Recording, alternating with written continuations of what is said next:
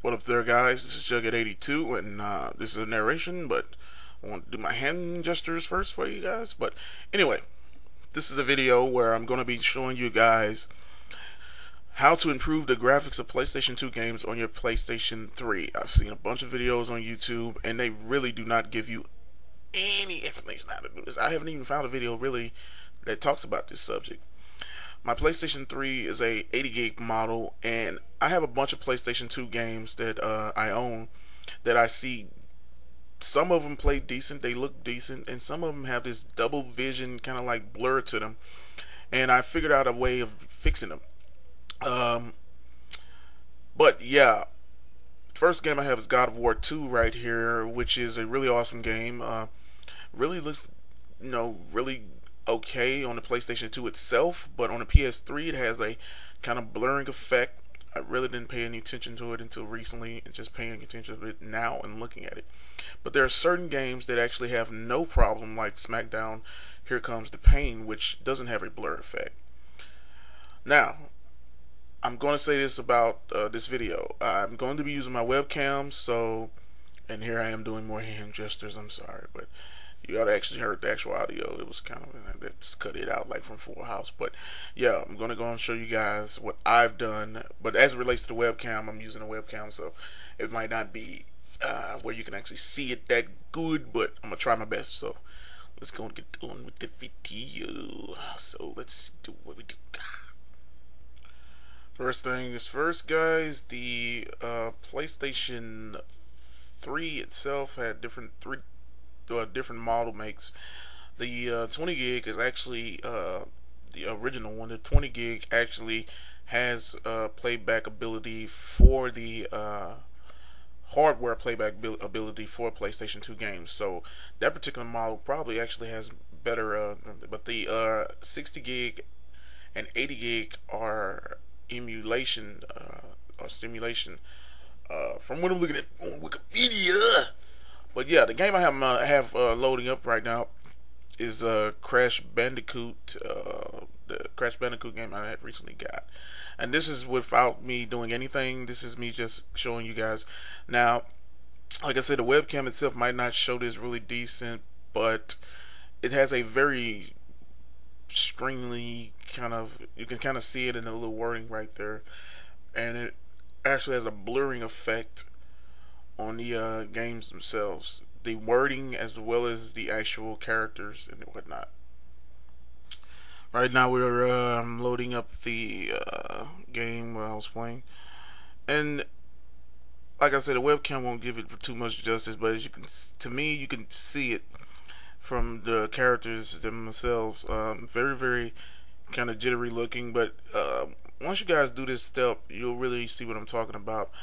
Right now I'm gonna get ready to show you. I have smoothing off, and usually options for smoothing, you can cut it on and it'll actually smooth the PlayStation 2 graphics a little bit.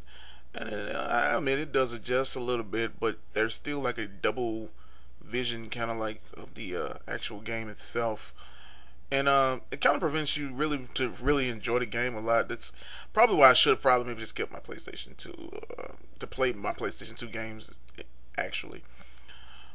But yeah, I'm finna get ready to, and I have it on component actually also, guys. So I'm using component output to play my games on. Now let's go through the steps, kill zone, whatever. But as you can see, that's a actual PlayStation 2 game. Of course, we already know it's Crash Bandicoot. But you have game display or whatnot, and everything. This basically PlayStation and slash PlayStation 2 upscaler is basically to, if you have a flat screen or high definition television, you can upscale the graphics to be able to look better on your flat screen television. But you want to go to display settings. You want to go to video output settings. Now mine's is already set on component video. It's not composite. So the first thing you want to do is get whatever option you have for your particular television set, and in my case it's component. So yeah, sorry about the narration, but I'm going to just keep it on the standard NTSC We have a bunch of different options, but yeah, for my television, pretty much leaving it on standard. But it actually has a very, very clear picture. And instead of putting it at 4 by 3, this is where you want to make the change of making the graphics look better.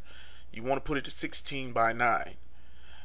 And once you put it to 16 by 9, you will see it completely different. You see the screen is wider out now from just changing it.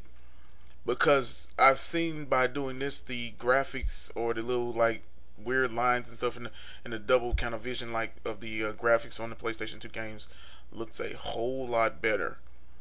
So just play this. I guess I'm gonna play some music. I was probably a little bit drunk when I was doing this anyway. I'm kind of fussing at myself, but we're going to get ready to get started up again, and you guys will see the difference immediately. Yeah, but you guys can kind of, if you can, because of sorry about the webcam once again, but you can see that it's the if you do a head by head comparison, you can see the difference. There's not a lot of squiggly lines in the audio, the visuals as it relates to the wordings and logos and all that.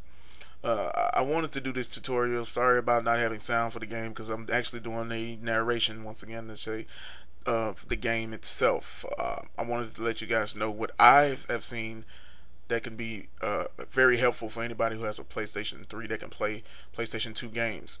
For PlayStation 1 games, it plays them really well. For PlayStation 2 games, for what I've seen, it really doesn't. The 80 gig model, for that matter. For the 20 gig model, it has the actual hardware still in it to play PlayStation 2 games, so you might not see that if you have that. But yeah, this is Jughead82 signing off. You guys take it easy.